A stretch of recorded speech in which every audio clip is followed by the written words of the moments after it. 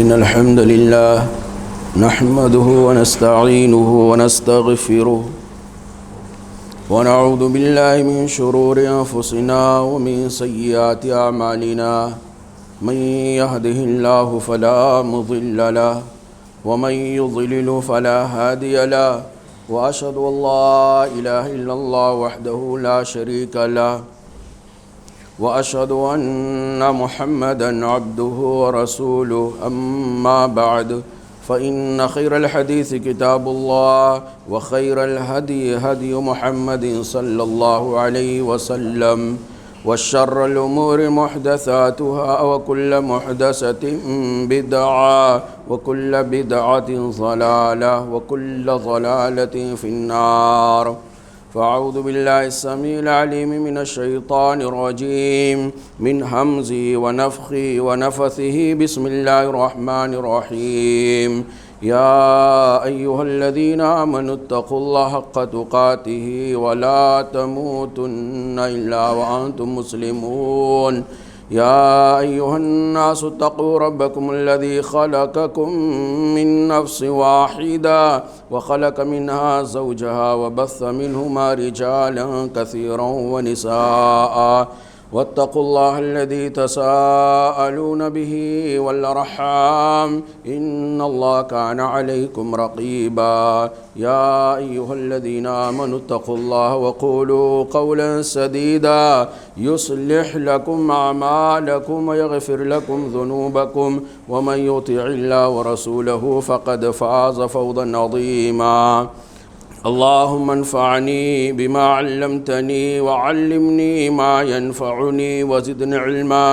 اللهم آتي نفسي تقواها وزكها أنت خير من زكاها أنت وليها ومولاها. محترم بزرگوں، قابل احترام اسلامی بھائیوں اور عزیز بچوں، تمام قسم کی تعریف اس اللہ رب العالمین کے لیے لائق اور زیبا ہے جس نے ہم کو، آپ کو اپنا محبوب ترین دین توحید، دین اسلام کو سمجھنے کا اور قبول کرنے کی اللہ تعالی نے توفیق عطا فرمائی. پیارے بھائیوں، یہ ایمان کی دولت، توحید کی دولت، یہ سب سے بڑی دولت ہے. آج بھی لاکھوں کروڑوں انسان ایسے ہیں جو سب سے بڑی دولت سے محروم ہیں. یہ سب سے بڑی محرومی ہے. روپیہ، پیسہ، دھن دولت، موٹر گاڑی، بنگلہ، عزت، شہرت، حسب و نسب، حسن و جمال، ایمان کے مقابلے میں سب بیکار ہیں. حتیٰ کہ انسان کا اپنا جان بھی ایمان کے مقابلے میں کوئی حیثیت نہیں رکھتا ہے. اس لیے کہ یہ ساری کی ساری چیزیں وقتی ہیں، عارضی ہیں، فنا کے گھاٹ اتر جانے والی ہیں. لیکن ایمان اور اسلام اور توحید وہ سرمایہ ہے، وہ قیمتی پونجی ہے کہ اسی پر دنیا اور آخرت کی کامیابی کا دار و مدار ہے. دنیا اور آخرت کی حقیقی کامیابی کا جو انحصار ہے وہ کس پر ہے؟ توحید پر ہے، اسلام پر ہے، ایمان پر ہے. اور اس چیز کو اللہ تعالیٰ نے صاف ستھرے لفظوں میں محمد رسول اللہ صلی اللہ علیہ وسلم نے بڑی ہی صراحت کے ساتھ بیان کر دیا کہ جو آدمی اس دنیا سے جاتے ہوئے اپنا ایمان بچا لیا، اپنا ایمان بچا لیا، اسلام بچا لیا، کلمہ توحید کا اقرار کر کے اس پر یقین رکھا اور اسی حالت میں دنیا سے چلا گیا، وہ اصل کامیاب ہے. اس کی کامیابی اصل کامیابی ہے. اللہ کے نبی صلی اللہ علیہ وسلم کی ایک حدیث کا ٹکڑا،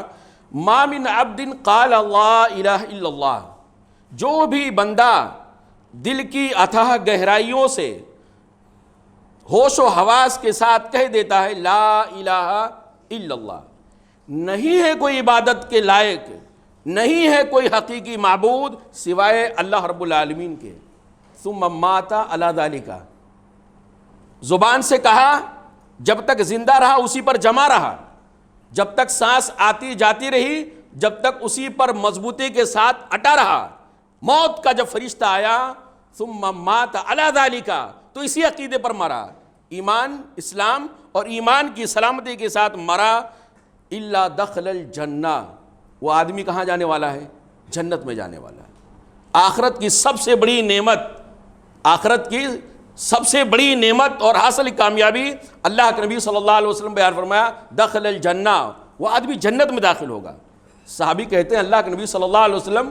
وَإِن زنا وَإِن سرقا، چاہے اس موحد نے ایمان پر مرنے والا، توحید پر جان دینے والا، وَإِن زنا وَإِن سرقا، چاہے دنیا کے اندر اسے زنا بھی ہو گیا ہو، چاہے دنیا کے اندر اسے چوری بھی ہو گئی ہو، تو بھی جنت میں جائے گا۔ اللہ کے نبی صلی اللہ علیہ وسلم نے کہا وَإِن زنا وَإِن سرقا، وَإِن زنا وَإِن سرقا، چاہے وہ چوری کر لیا ہو، چاہے اس سے زنا کا بھی گناہ سرزد ہو گیا ہو، لیکن ایک نہ ایک دن وہ جنت میں جائے گا۔ موحد آدمی کو جنت میں جانے سے کوئی روک نہیں سکتا ہے۔ ہاں، موحد آدمی اگر اپنی کچھ غلطیوں کی وجہ سے، کچھ گناہوں کی وجہ سے جہنم میں گیا بھی تو وقتی طور پہ گیا، عارضی طور پر گیا، ایک وقت آنے کے بعد اس موحد کو، ایمان پر مرنے والے کو، اسلام پر جان دینے والے کو جہنم سے نکال کر کے ہمیشہ کے لیے جنت میں داخل کر دیا جائے گا۔ اور یاد رکھیں، ایمان پر مرنے والے کے سوا، اسلام پر مرنے والے کے سوا، توحید پر خاتمہ ہونے والے کے سوا کسی کو جنت میں داخلہ نہیں ہے۔ یہ بڑی کامیابی ہے۔ اس کے برخلاف اللہ تعالیٰ نے دو ٹوک لفظوں میں یہ صاف کر دیا ہے کہ اگر کوئی آدمی ایمان سے سمجھوتا کیا، عقیدے سے سمجھوتا کیا، ایمان ڈاواڈول ہو گیا، حالت کفر میں مر گیا، حالت شرک میں مر گیا، وہ آدمی اصل ناکام ہے، وہ آدمی ہمیشہ کا ناکام ہے۔ اللہ رب العالمین بیان فرمایا وَمَن يُشْرِكْ بِاللَّهِ، جو آدمی اللہ کے ساتھ شرک کیا، فقد حرم اللہ علیہ الجنہ، سب سے پہلے کام اللہ نے کیا کیا؟ جنت اس کے اوپر ہمیشہ کے لیے حرام ہو گئی ہے۔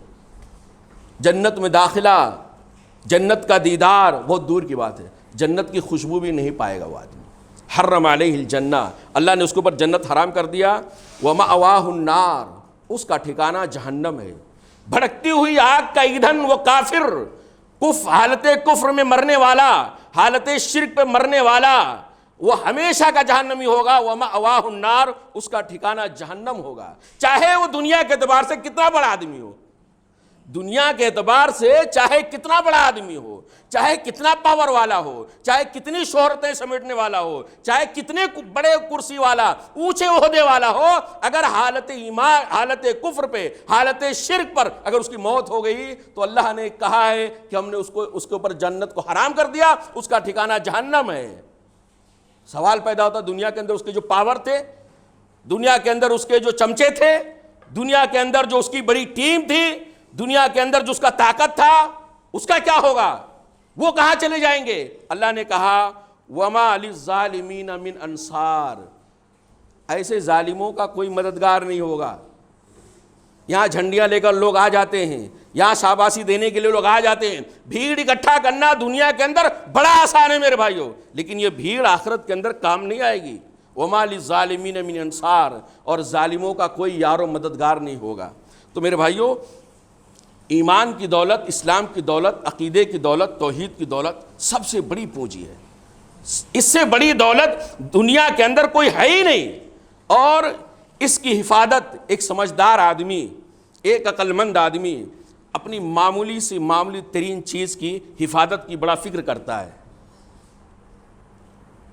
ایک آدمی مسجد میں آتا ہے، اس کا چپل، اس کا جوتا تھوڑا سا مہنگا ہوتا ہے،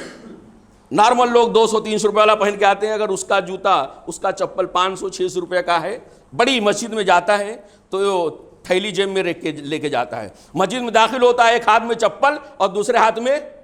تھیلی ہوتی ہے۔ لوگ کہتے ہیں بھئی یہ کیا ہے، جوتا چپل غائب نہیں ہوگا، باہر رکھو، نہیں، آدمی غصہ ہو جاتا ہے۔ اور بہت ساری مسجدوں میں لاکر لگا رہتا ہے، اس کی آدمی کچھ فیس بھی دیتا ہے، لاکر رکھ کر کس کے لیے رکھ کر رہتا ہے؟ لاکر کیوں لگایا جاتا ہے مسجد کے اندر؟ وہ بھی جوتا رکھنے کے لیے، چپل رکھنے کے لیے۔ میرے بھائیوں، سمجھدار آدمی اپنے چپل کی بھی حفاظت کی فکر کرتا ہے۔ ایمان، اسلام توحید تو سب سے بڑی دولت ہے، سب سے قیمتی سرمایہ، اس کی حفاظت کے لیے کتنا فکر کرنا چاہیے، ہمیں اور آپ کو غور کرنا چاہیے۔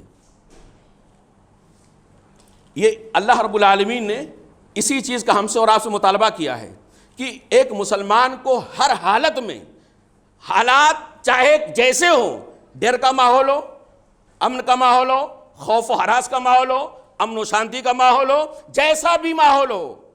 حالات ہمارے حق میں ہوں، حالات ہمارے خلاف ہوں، ہماری ترقی ہو رہی ہو، ہماری تنزلی ہو رہی ہے، حالات جیسے بھی ہوں، ایک مسلمان کے لیے سب سے زیادہ فکر کرنے کی جو چیز ہے وہ ایمان، اسلام اور توحید کی حفاظت کی فکر کرنے کی چیز ہے، اس لیے کہ دنیا کے اندر اس سے بڑی نعمت کوئی ہے ہی نہیں میرے بھائیوں۔ اور قرآن کریم میں اللہ تعالیٰ نے ہم سے اور آپ سے یہ مطالبہ کیا ہے کہ مسلمانوں، جب تک تم زندہ رہو، ایمان پہ زندہ رہو، اسلام پہ زندہ رہو، ثابت قدمی دکھاؤ، نہ کسی سے ڈر کر کے اسلام چھوڑو، اور نہ کسی سے خوف کھا کے اسلام چھوڑو، نہ کسی لالچ میں آ کے توحید سے سمجھوتا کرو۔ زندگی کے کیسے بھی موڑ آ جائیں، زندگی میں کبھی بھی توحید سے سمجھوتا نہیں کرنا، توحید کے معاملے میں کمپرومائز نہیں کرنا۔ یہ ہم سے بھی اللہ تعالیٰ چاہتا ہے، آپ سے بھی چاہتا ہے، پوری دنیا کے مسلمانوں سے چاہتا ہے۔ یہ ہم کو جاننا چاہیے کہ اللہ ہم سے چاہتا کیا، ایمان کے تعلق سے، عقیدے کے تعلق سے اللہ ہم سے چاہتا کیا ہے۔ ہم اپنی نسلوں کو بتائیں، اپنے بچوں کو بتائیں، اپنی بیٹیوں کو بتائیں، اپنی عورتوں کو بتائیں، اور یہ بتائیں کہ اسلام ایک ایسا قیمتی سرمایہ ہے جس کا بدل دنیا کے اندر ممکن نہیں ہے۔ جب ہم اپنے بچوں کو بتائیں گے تو اسلام کی اہمیت ان کو سمجھ میں آئے گی، ایمان کی اہمیت سمجھ میں آئے گی۔ یہاں سے چل کر کے وہاں تک 1400-1500 کلومیٹر کا فاصلہ کسی غیر معبود جو باطل معبود ہے اس کے دیدار کے لیے اتنا لمبا سفر پیدل نہیں جائے گا۔ ایک نوجوان کے چہرے کی خوبصورتی کو دیکھ کر کے، اپنا ایمان داؤں پہ لگا کر کے، اپنا ایمان طاق پہ لگا کے اس کے ساتھ راہ فرار ہماری بیٹیاں نہیں اختیار کریں گی، کریں گی نہیں کریں گی۔ چھوٹے موٹے جاب کے لیے، چھوٹی موٹی کرسی کے لیے، وقتی اور عارضی منصب کے لیے ہمارا یہ نوجوان اسلام کو اپنے گلے سے نکال کر پھینک نہیں دے گا، اس لیے کہ اس کو پتا ہونا چاہیے کہ اسلام سب سے بڑی دولت ہے۔ اللہ ہم سے کیا چاہتا ہے؟ اللہ ہم سے، ہماری نسلوں سے، تمام مسلمانوں سے یہ چاہتا ہے کہ مسلمانوں جب تک تم زندہ رہو، ایمان پہ زندہ رہو، اسلام پہ زندہ رہو، اور ایمان اور اسلام کی حفاظت کی فکر کرنے کی چیز ہے۔ ایسا نہیں، ہمارے بہت سارے احباب کیا سمجھتے ہیں، اسلام لے آئے، لا الہ الا اللہ محمد رسول اللہ، 5 وقت کی نماز پڑھنے کے لیے مسجد میں جاتے ہیں، ہماری بیٹیاں پردہ کرتی ہیں، تو اسلام کی حفاظت کی کوئی ضرورت نہیں ہے، کوئی زیادہ ٹینشن لینے کی ضرورت نہیں ہے، ایمان توحید عقیدہ بگڑ جائے گا، اس کے بارے میں زیادہ فکر مند ہونے کی ضرورت نہیں ہے۔ یہ بیوقوفی ہے میرے بھائیوں۔ ایک سادہ سمپل سا مثال ہے کہ اگر کوئی چیز قیمتی ہوتی ہے، جو چیز جتنا زیادہ قیمتی ہوتی ہے اس کو لوٹنے کے لیے لوگ اتنا ہی زیادہ تیار رہتے ہیں۔ اس کی چوری ہونے کا، اس کے ڈاکہ ڈالنے کا، اس پر غبن کرنے کا، اس کو ملیمیٹ کرنے کا، آپ کے ہاتھوں سے وہ قیمتی چیز نکال کر کے چھین لینے کی لوگوں کی زیادہ کوشش ہوتی ہے میرے بھائیوں۔ اس لیے جب ایمان سب سے بڑی دولت ہے تو سب سے زیادہ فکر کرنے کی بھی ضرورت ہے۔ اللہ تعالیٰ چاہتا ہے کہ جب تک ہم مسلمان جب تک دنیا میں جئیں، اسلام پر جیے، اسلام پر زندہ رہیں، ایمان کو سمجھیں، عقیدے کو سمجھیں، اور جب ہمارا خاتمہ ہو، جب ہم اپنا اللہ تعالیٰ سے ملاقات کرنے جائیں، جب ہم محمد رسول اللہ صلی اللہ علیہ وسلم کے اس امید کے ساتھ کہ ان کے ہاتھ سے جام کوثر پئیں گے، جب یہ احساس کرتے اس دنیا سے جائیں، اس دنیا کا جب آخری سانس ہو تو ایمان والا سانس ہو، اسلام والا سانس ہو، توحید والا سانس ہو میرے بھائیو۔ اللہ نے اسی اہمیت کے پیش نظر محمد رسول اللہ صلی اللہ علیہ وسلم کو ہر خطبے کے اندر یہ 2 پیغام دیا ہے۔ پہلا پیغام کیا ہے؟ ایمان پر زندہ رہنا، اسلام پہ زندہ رہنا، زندگی گزارنا تو اسلام کی ٹھنڈی چھاؤں میں گزارنا، موت آئے تو اسلام کی حالت میں آئے۔ یا ایھا الذین آمنو، اے وہ لوگوں جو لائے ہوئے ایمان، ہم ایمان لائے ہیں۔ اللہ تعالیٰ ہم سے گفتگو کر رہا ہے، اور اللہ کے رسول صلی اللہ ہر خطبے میں دہراتے تھے، یا ایھا الذین آمنو، اے وہ لوگوں جو ایمان لائے ہو، اتقوا اللہ حق تقاتہ، جب تک زندہ رہنا تو اللہ تعالیٰ سے اسے ڈرنا جیسے ڈرنے کا حق ہے، اللہ سے ڈر کے زندگی گزارنا۔ اور اللہ سے ڈرنے میں سب سے پہلی بات یہ آتی ہے کہ آپ اللہ کی توحید کا کتنا لحاظ رکھتے ہیں، اللہ رب العالمین کے حقوق کا کتنا پاس رکھتے ہیں، کتنا اللہ رب العالمین کی تعلیمات کا خیال رکھتے ہیں۔ تو یہ وہ لوگوں جو ایمان لائے ہو، جب تک زندہ رہنا اللہ تعالیٰ سے ویسے ڈر کر کے زندہ رہنا جیسا اسے ڈرنے کا حق ہے۔ زندگی ختم ہونے والی ہے، موت آنے والی ہے، وَلَا تَمُوتُنَّ إِلَّا وَأَنْتُمْ مُسْلِمُونَ، موت آئے تو اسلام کی حالت میں آئے۔ ایمان کی حالت میں موت آئے مرو تو اس حال میں مرو کہ تم مومن ہو، تم مسلمان ہو۔ اللہ رب العالمین نے ہم سے اور آپ سے ہی مطالبہ کیا، اور اللہ نے ہم کو اور آپ کو بتایا ہے ایمان کی حفاظت کے تعلق سے، ایمان کی سلامتی کے تعلق سے اللہ نے ہم کو اور آپ کو یہ بتایا ہے کہ مسلمانوں یاد رکھو، اس کو اچھے سے باندھ لو، عزت اسی کو ملتی ہے جس کو اللہ دیتا ہے، ذلیل وہی ہوتا ہے جس کو اللہ ذلیل کر دیتا ہے، عہدہ منصب اسی کو ملتا ہے جس کو اللہ عطا کرتا ہے، عہدہ منصب کی کرسیوں سے گر پڑتا ہے وہ آدمی جس کو اللہ تعالیٰ گرا دیتا ہے، نام دینا، شہرت دینا، اسی طرح بے شمار نعمتیں، بلکہ تمام کی تمام نعمتیں، سلطنت، بادشاہت، عہدہ، منصب، کرسی، حسن و جمال، یہ ساری کی ساری چیزیں جب تک اللہ کسی کو نہیں دے گا کسی کو نہیں مل سکتی ہے۔ یہ عقیدہ رکھنا اور خاتمہ بھی اسی پر ہونا۔ اللہ نے بیان فرمایا قل اللہم مالک الملک تؤتی الملک من تشاء، اے مسلمان اعلان کر، اے محمد رسول اللہ صلی اللہ علیہ وسلم آپ اعلان کریں، اور آپ کے پیچھے آپ پر کلمہ پڑھنے والے، آپ پر ایمان لانے والے، آپ کے راستے پر چلنے والے سارے لوگ اپنے دل کے عقیدے کو، اپنے دل کے پختگی کو زبان سے یہ کہیں اللہم مالک الملک، اے اللہ تمام طرح کی بادشاہوں کا مالک تو ہی ہے، اللہم مالک الملک تؤتی الملک من تشاء، جس کو تو بادشاہت دے گا، جس کو تو سلطنت دے گا، جس کو تو پاور دے گا، جس کو تو حکومت دے گا اس کو حکومت ملتی ہے، وَتَنْزِعُ مِمَّن تَشَاءُ وَتَنْزِعُ الْمُلْكَ مِمَّن تَشَاءُ، اور جس سے چاہتا ہے، جب چاہتا ہے، جیسے چاہتا ہے اللہ تعالیٰ اس سے سلطنت چھین لیتا ہے۔ کرسی دینے میں جیسے دیری نہیں لگتی، کرسی سے اتار پھینکنے میں بھی اللہ کے یہاں دیری نہیں لگتی۔ یہ ہمارا اور آپ کا عقیدہ ہونا چاہیے۔ یہ اللہ نے اس لیے بتایا ہے تاکہ ایسا نہ ہو کہ عہدے کے لالچ میں، کرسی کے لالچ میں اور بادشاہت کے یا کچھ عہدہ پانے کے لالچ میں آدمی اپنے ایمان سے کمپرومائز کر لے۔ ایمان اللہ تعالیٰ نے بتایا ہے، ایمان کی سلامتی کے لیے اللہ نے بتایا ہے کہ ساری چیزیں جب اللہ دیتا ہے تبھی ملتی ہے، اور اللہ نہیں دے گا تو بالکل نہیں مل سکتی ہے۔ وہ تو عز من تشاء وہ تو ذل من تشاء، اے اللہ تو تیری ذات وہ ہے جس کو چاہتا ہے عزت دیتا ہے، جس کو چاہتا ہے ذلیل کر دیتا ہے۔ عزت اور ذلت کسی بڑے آدمی کے پاس جانے سے، کسی عہدہ اور منصب کے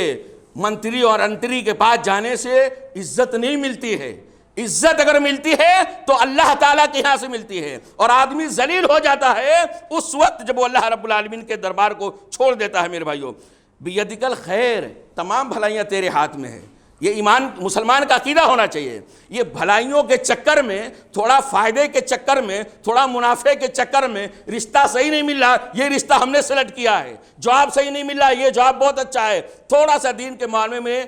یعنی ڈھیلا پن اختیار کرنا ہے، تھوڑا سا کمپرومائز کرنا ہے، تھوڑا سا ایمان اور توحید کے لیول سے نیچے آ جانا ہے، اس کو برداشت کر لیں گے، اس کے بعد اللہ تعالیٰ سے توبہ کر لیں گے۔ اللہ نے کہا بیدک الخیر، اصل مسلمان ہو، اگر مومن ہو تو اس عقیدے کو پختہ رکھو، زندہ رکھو، تو ہر طرح کی بھلائیاں اللہ تعالیٰ کے ہاتھ میں ہیں۔ کسی اور کے پاس جانے سے، کسی اور کے ساتھ فرار ہونے سے، کسی اور کے دامن سے وابستہ ہونے میں بھلائیاں اور خیر اور عزت نہیں ملتی ہے۔ انک علی کل شیء قدیر، اے اللہ رب العالمین تیری ذات وہ ہے جو ہر چیز پر قادر ہے۔ اے ایمان والے کو اسی حالت پر اس کی موت آنی چاہیے، یہ اللہ رب العالمین کا ہم سے اور آپ کو سے مطالبہ ہے میرے بھائیوں۔ لیکن ایمان کی حفاظت کوئی آسان کام نہیں ہے۔ اس وقت جو حالات ایک ہفتے سے جو ہمارے پورے ہندوستان کے اندر جو گردش کر رہے ہیں، ان حالات کو دیکھ کر کے یہ لگتا ہے کہ یقیناً ایمان کی حفاظت کوئی آسان کام نہیں ہے۔ یہ شہادت گہ الفت میں قدم رکھنا ہے، لوگ آسان سمجھتے ہیں مسلمان ہونا، نہ، مسلمان ہونا آسان نہیں ہے، اسلام پر چلنا آسان نہیں ہے۔ ایمان کو اپنے سینوں کے اندر لگا کے رکھنا، جما کے رکھنا، ساری دنیا کو لات مار دینا، ٹھوکر مار دینا، سارے عہدے اور منصب کو پھینک دینا، کسی سے لالچ نہیں، کسی سے خوف نہیں، کسی سے امید نہیں، ساری خوف، ساری امیدیں، ساری تمنائیں اللہ تعالیٰ سے وابستہ کر لے اور آدمی دنیا والوں کی طرف نہ دیکھے، یہ آسان کام نہیں ہے۔ ہمارے نبی، آپ کے نبی، پوری کائنات کے نبی محمد رسول اللہ صلی اللہ علیہ وسلم نے اپنی حدیثوں کے اندر ہم کو اور آپ کو خبردار کیا ہے کہ اے میرے ماننے والوں، آگے چل کر کے کچھ ایسے ایمان سوز فتنے پیدا ہوں گے، ایمان کو لوٹ لینے والے فتنے تمہارے سماج کے اندر جمع ہو جائیں گے، اور وہ فتنے اتنے خطرناک ہوں گے کہ ان فتنوں کے دور میں ایمان کا بچانا، اسلام کا بچانا، توحید کا بچانا بہت مشکل ہوگا۔ اللہ کا رسول نے کہا نا، آگ کے انگاروں پہ چلنے جیسا ہو جائے گا۔ وہ فتنے کتنے خطرناک ہوں گے؟ وہ فتنے تاریک رات کے اندھیروں کی طرح کفر کو پھیلائیں گے، شرک کو پھیلائیں گے، بدعت کو پھیلائیں گے۔ آپ آنکھ کھولیں گے تو بدعت دکھے گی، آپ آنکھ کھولیں گے تو شرکیات دکھیں گے، آپ آنکھ کھولیں گے تو کفریات دکھیں گے۔ توحید نام کی چیزیں آپ کو دور دور تک نظر نہیں آئیں گی۔ بڑی مشکل ہوگا توحید کو سمجھنا، بڑی مشکل ہوگا حقیقی اسلام کو سمجھنا۔ یہ اللہ رب العالمین نے ہم کو اور آپ کو اور محمد رسول اللہ صلی اللہ علیہ وسلم نے پیشن گوئی کے ذریعے سے سمجھایا۔ میرے بھائیو، اس وقت جو حالات ہے، اللہ کے رسول صلی اللہ علیہ وسلم نے جو ایمان کی سلامتی کا دشوار کن دور بتایا ہے، فتنوں والا دور بتایا ہے توحید کی سلامتی کے لیے، وہ دور ایسا ہوگا کہ ایک آدمی گھر میں اس کا ایمان صحیح ہے، اس کا عقیدہ صحیح ہے، وہ مسلمان ہے، وہ موحد ہو، مومن ہے، لیکن فتنوں کے دور میں جب وہ گھر سے باہر نکلے گا تو فتنوں کے لٹیروں سے، توحید کے لٹیروں سے اس کا راستے میں ملاقات ہو جائے گا۔ اس کو ایسا پاٹھ پڑھائیں گے، ایسا اس کو سبق سکھائیں گے، اس کے دل و دماغ میں ایسے وسوسے ڈالیں گے، ایسے خیالات ڈالیں گے کہ آدمی اپنا ایمان والا عقیدہ، اپنا اسلام والا عقیدہ چینج کرنے پر مجبور ہو جائے گا اور یہ سمجھے گا میں اسلام پر محفوظ ہوں۔ اللہ اکبر۔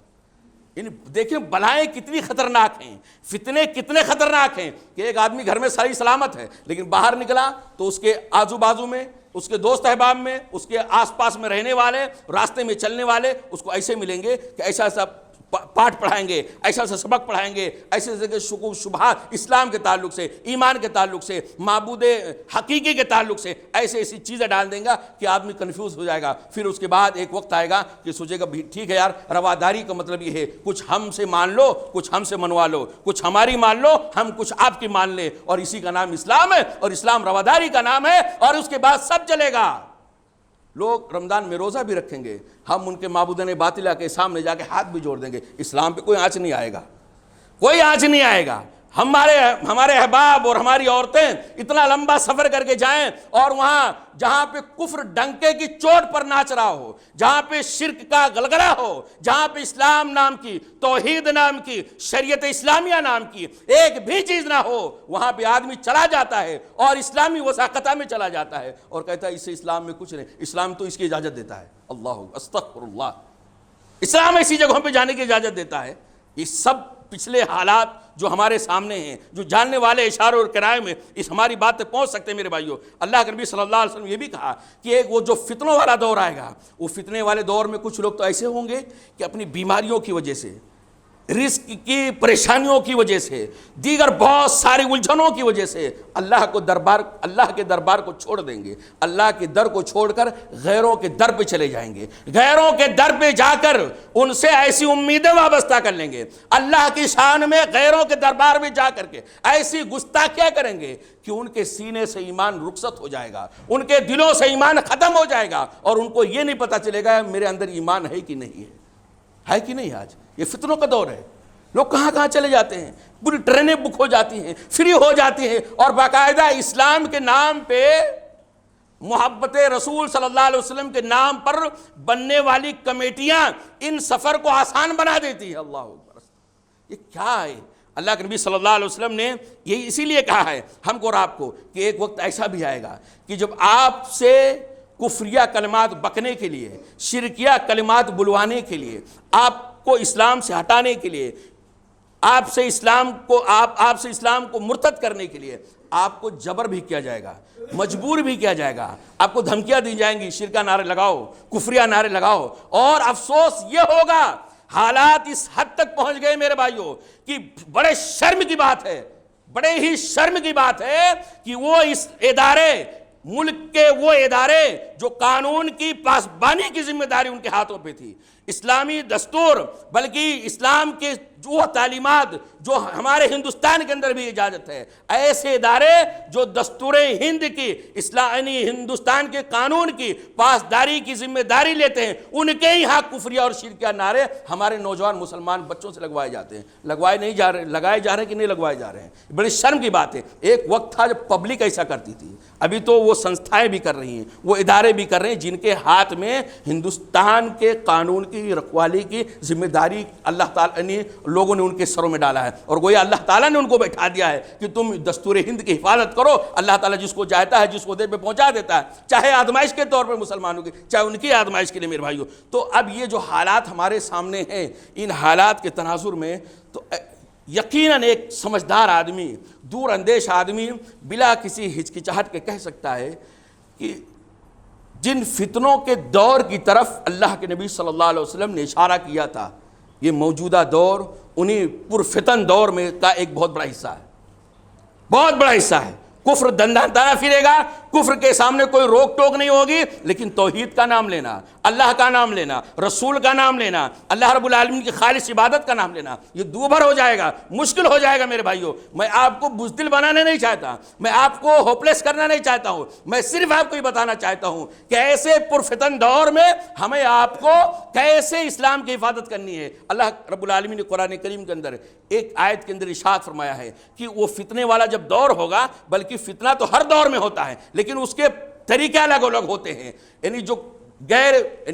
اس وقت اسلام اور مسلمان باطل پرستوں کی نظروں میں کانٹے کی طرح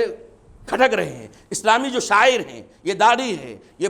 ہمارا حجاب ہے ہماری بہنوں کا، اسی طرح سے ہمارا نماز، ہماری مسجدیں، ہمارے مدرسے، یہ ساری کی ساری چیزیں جو اللہ کی عطا کردہ ہیں، اللہ کی تعلیمات کی روشنی میں یہ ساری چیزیں، یہ ساری کی ساری چیزیں غیروں کی نظر میں کانٹا بن کے چبھ رہا ہے،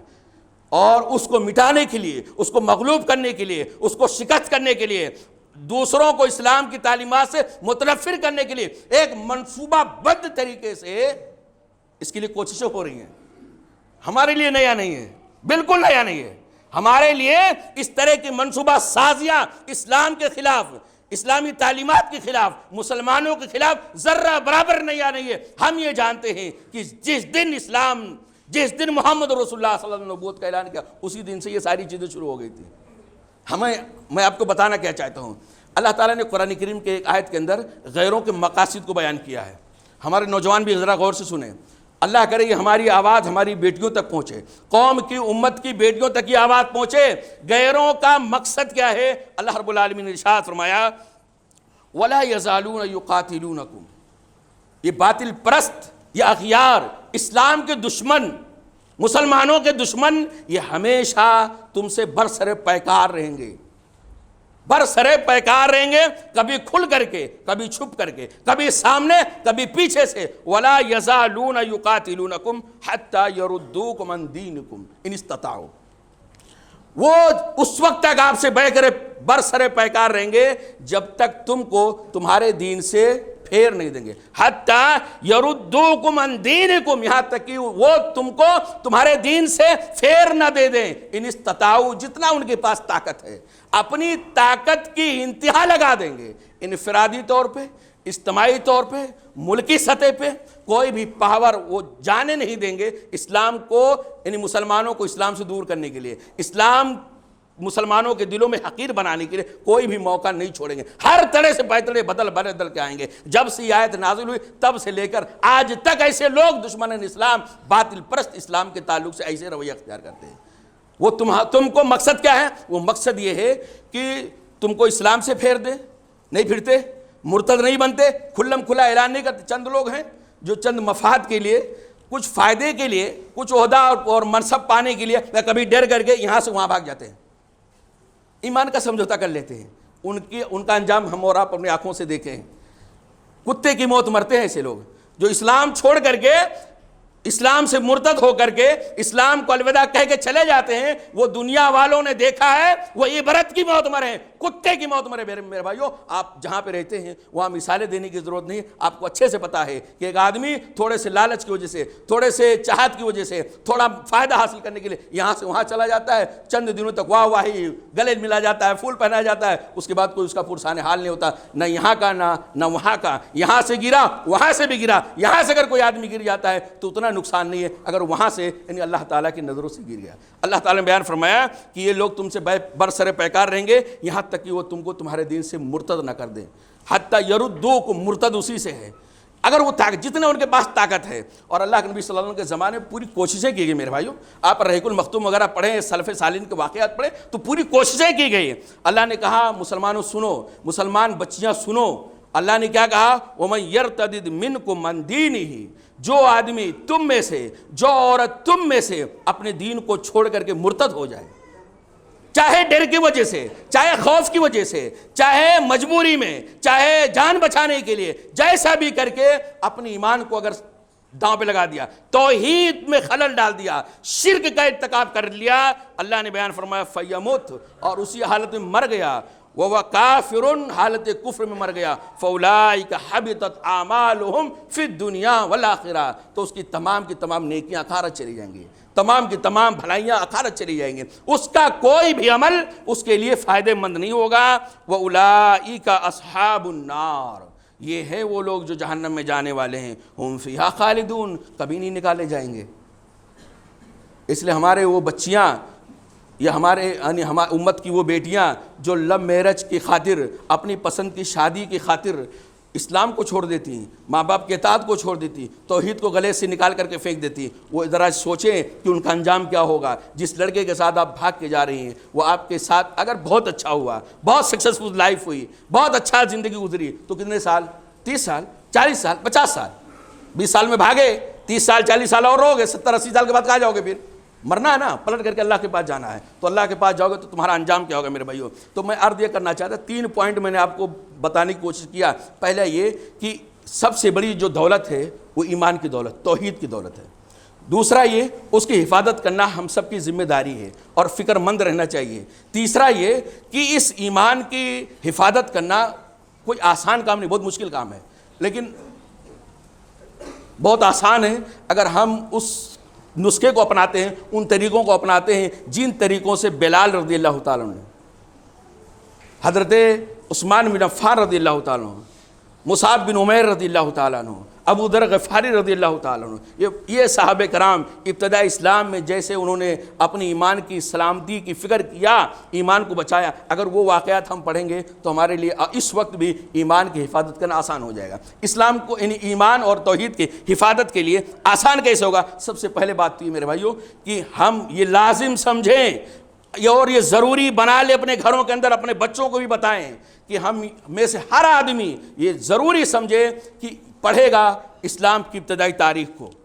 اسلام کی بالکل ابتدائی تاریخ کو۔ نبی صلی اللہ علیہ وسلم کے نبی بننے 4 سال ہو گیا، دشمنان اسلام کو صفحہ ہستی سے مٹانے کے لیے پوری کوشش کیا، ساری کوششیں فیل ہو گئی، آخر میں آئے اللہ کے نبی صلی اللہ علیہ وسلم کے پاس، کہا اللہ کے نبی محمد صلی اللہ علیہ وسلم ایک کام کرو، ایک فارمولہ بناتے ہیں۔ فارمولہ کیا ہے؟ ان کا فارمولہ یہ تھا کہ اسلام یہ راستے سے نکلے اور کفر وہ راستے سے نکلے، دونوں راستے میں جا کے گلے مل جائیں اور دونوں ایک نیا دین بن جائے۔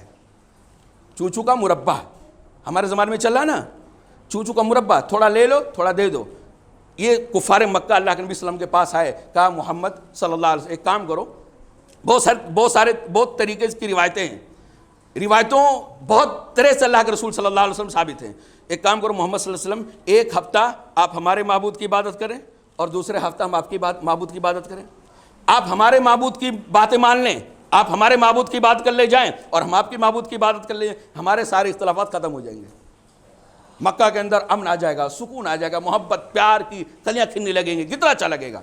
ہے نا۔ یہ ہمارے بہت سارے احباب جو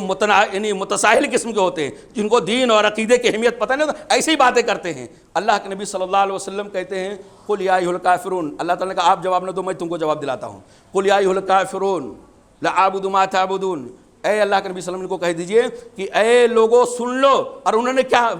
ٹائم نہیں ہے ورنہ تفصیل میں جاتا. ان لوگوں نے کہہ دیا کہ ایک محمد صلی اللہ علیہ وسلم آپ اگر ہمارے معبود کی کچھ دن عبادت کرتے اور ہم آپ کے معبود کی کچھ دن عبادت کرتے, اگر آپ کا معبود سچا ہو گیا تو ہم اپنا حق آپ کے معبود کی عبادت کر کے لے لیے, اور اگر ہمارا معبود سچا ہو گیا تو آپ ہمارے معبود کی عبادت کر کے اپنا کچھ حصہ لے لیے. یہ کافر جو ہوتا ہے نا,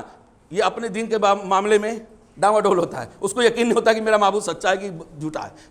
پشو پیش میں پڑتا ہے. لیکن جو اللہ کا بندہ ہوتا ہے وہ اپنے معبود کے حقیقی ہونے میں ذرہ برابر کہیں شک نہیں کرتا ہے میرے بھائیوں. تو اللہ کے نبی صلی اللہ علیہ وسلم کا کہہ دیو لکم دینکم ولی دین, جاؤ تمہارا دین تمہارے لیے, ہمارا دین ہمارے لیے. ہم تمہارے عقیدے جیسا, ہم تمہارے ایمان والا ایمان یا ہم تمہارے کفر والا کفر اختیار کرنے والے نہیں. یاد رکھنا توحید کے معاملے میں ہم تم سے کمپرومائز نہیں کریں گے. یہ بھی طریقہ ان کا کارگر نہیں ہوا. تو میرے بھائیوں دوسرا یہ کہ اسلام کو محفوظ کرنے کے لیے ہم ذرا اسلاف کی قربانیوں کو پڑھیں. صرف صحابہ کرام نہیں میرے بھائیوں, صحابہ کرام تو الحمدللہ اللہ رب العالمین کے سلیکٹڈ بندے تھے, چنیدہ اور پسندیدہ بندے تھے, ان کا تو معاملہ ہی بڑا اونچا تھا. انبیاء کرام تو ان سے آگے تھے. انبیاء کرام نے ایمان کی حفاظت کے لیے کتنی قربانیاں دیا, توحید کو بچانے کے لیے انبیاء کرام نے کتنی طرح کی قربانیاں دیا. اور اللہ کے نبی صلی اللہ علیہ وسلم کے صحابہ کرام ایسے ایسے واقعات میرے بھائیوں کو دل دہل جاتا ہے. حضرت عمار اور یاسر اور سمیہ ایک خاندان کے باپ بیٹے اور ماں, اس کا انجام کیا ہے میرے بھائیوں؟ مصیبتوں کو تکلیفوں کو برداشت نہ کرنے کی وجہ سے یاسر رضی اللہ تعالیٰ کی وفات ہو جاتی ہے, جان چلی جاتی ہے. اما حضرت سمیہ رضی اللہ تعالیٰ عنہ کو دشمن اسلام نے باقاعدہ نیزہ مارا شرمگاہ پہ, اور وہ نیزہ پا کر کے وہ پورا شہید ہو جاتی ہیں, اور اسلام کی سب سے پہلی خاتون شہیدہ بنتی میرے بھائیوں. حضرت عمار رضی اللہ تعالیٰ کو لوگ مار رہے تھے, اللہ کے نبی صلی اللہ علیہ وسلم کے سامنے سے گزرے, کہا عمار صبر کرو, عمار صبر کرو, لیکن جملے کفریہ اور جملے شرکیہ اپنی باتوں سے اپنی زبان سے نہیں نکالنا. اگر یہاں تم سے ہماری ملاقات نہیں ہو پا رہی, انشاءاللہ جنت میں تم ہمارے ساتھ رہو گے. حضرت بلال رضی اللہ تعالیٰ عنہ کو دشمنوں نے کیا کیا؟ گلے میں رسی ڈال دیا, اوباشوں اور بجماسوں کے ہاتھ میں لگا دیا, جیسے ایک سپاہی مجرم کو پکڑ کر کے گھسیٹتا ہوا لے کر جاتا ہے. بچے حضرت بلال رضی اللہ اکبر, وہ بلال جس کے کھڑاؤں کی آواز میرے بھائیوں نبی صلی اللہ علیہ وسلم کے معراج کے واقعے میں جنت میں آگے آگے چلتی تھی, اس کے ساتھ یہ انجام کیا جاتا تھا. اور رسیاں لپیٹ کر کے گلے میں کھینچا جاتا تھا, رسیوں کی نشان گلے میں پڑ جاتی تھی. جب تپتی ہوئی صحرا ہوتی تھی, دھوپ تیز ہو جاتی تھی, دوپہر کا عالم ہوتا تھا, بدن سے کپڑے اتار دیا کرتے تھے اور گرم چٹان پہ گرم بالو پہ لٹا دیا جاتا تھا, اوپر سے بھاری پتھر رکھ دیا جاتا تھا, نہ پانی پینے کے لیے دیا جاتا تھا, نہ بھوک مٹانے کے لیے کھانا کھانے کے لیے کوئی چیز دیا جاتا. صرف جرم یہ تھا کہ آپ ایک بار ہمارے معبود کی تعریف کر دو, ایک بار کہہ دو کہ اللہ نہیں, رسول نہیں, محمد نہیں, وہ کلمہ شرک کلمہ کفر زبان سے کہہ دو. حضرت بلال نے کہا اللہ نے کیا ایمان دیا تھا, اللہ نے کیا توحید کی اہمیت کو سمجھایا تھا. کہا نہیں, ایک جان نہیں 100 جان آ جائے 100 جانوں کو میں قربان کر دوں گا. احد احد اللہ اکیلا ہے, اکیلا تھا, اکیلا ہے اور اکیلا رہے گا. اللہ تعالیٰ کی عبادت میں توحید میں کمپرومائز کرنے والا نہیں ہوں. حضرت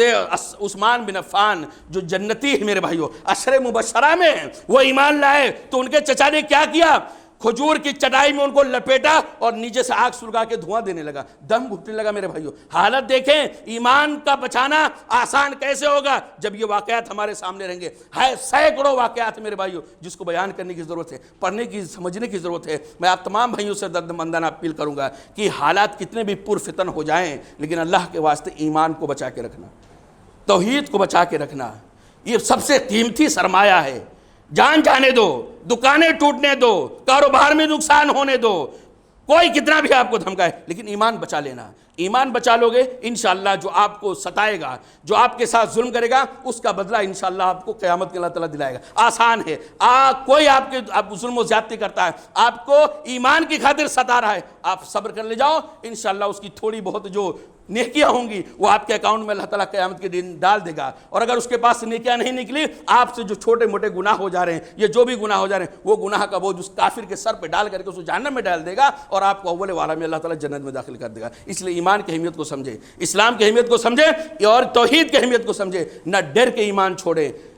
نہ لالچ میں ایمان چھوڑیں. ایمان وہ چیز ہے کہ مرتے دم تک انسان کے پاس ہونی چاہیے. یہی اللہ تعالیٰ, اس کے رسول صلی اللہ علیہ وسلم کا ہم سے اور آپ سے مطالبہ ہے. اللہ تعالیٰ ہمیں اس کی سمجھ عطا فرمائے. اقول قولی ھذا استغفر اللہ لی ولکم ولسائر المسلمین فاستغفروہ هو الغفور الرحیم. وما أرسلناك إلا رحمة للعالمين